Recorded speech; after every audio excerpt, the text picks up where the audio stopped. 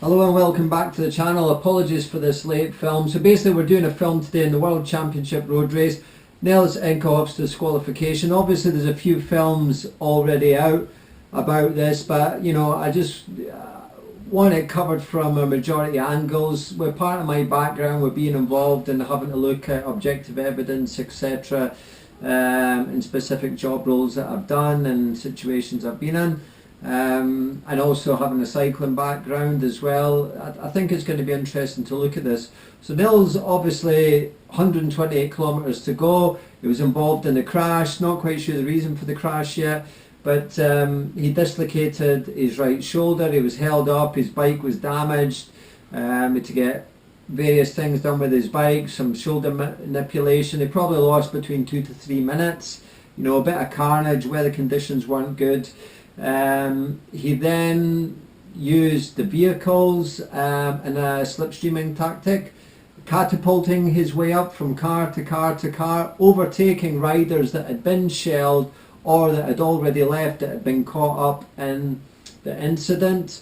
He then sat on this white BMW, 19 plate white BMW estate for a significant period of time, moved up alongside of the BMW, drank, sticky bottle situation. You know, everybody does it to a certain degree, you're allowed a minimum hold time, but then sat back in behind the vehicle, meanwhile going past riders that have been shelled en route, continually going past. He then accelerated past the vehicle onto another vehicle, kept going and going and going. So this wasn't just a small situation, this was a significant period of time. Now, initially when I heard upon this that he'd been disqualified, because obviously he won, and then there was a complaint lodged, and then they reviewed the film footage which you're actually watching at the moment, and then it was disqualified. So initially I thought, to be honest, oh, you know, involved in that crash, mechanical, blah blah blah. But it wasn't until I looked at the film footage 2 or 3 times, read some comments, went back, looked at the film footage 2 or 3 times, you know, people are brought back in the peloton, people are brought back, you know, medically if they're being patched up and holding on to the side of the car, but he was sitting on for a major long period of time. I mean, it was a significant period of time. You know, this is the part of road racing, caught up in an incident. It's one of these things, slippy conditions, very wet conditions, horrible conditions, crashed. It's one of these things. It's just one of these things, you know, it's part of racing, part of bike racing.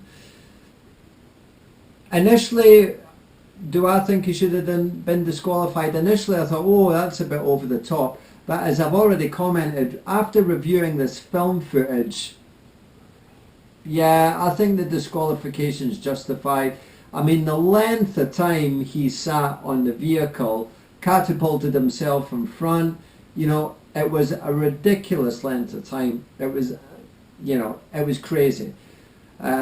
You know, it was easing off, it was freewheeling. You could see obviously right down the block at the back where his chain was, big ring. I'm guessing, I don't know the exact stats, but I'm guessing a 53.11. So thank you very much for watching. Just a short film tonight.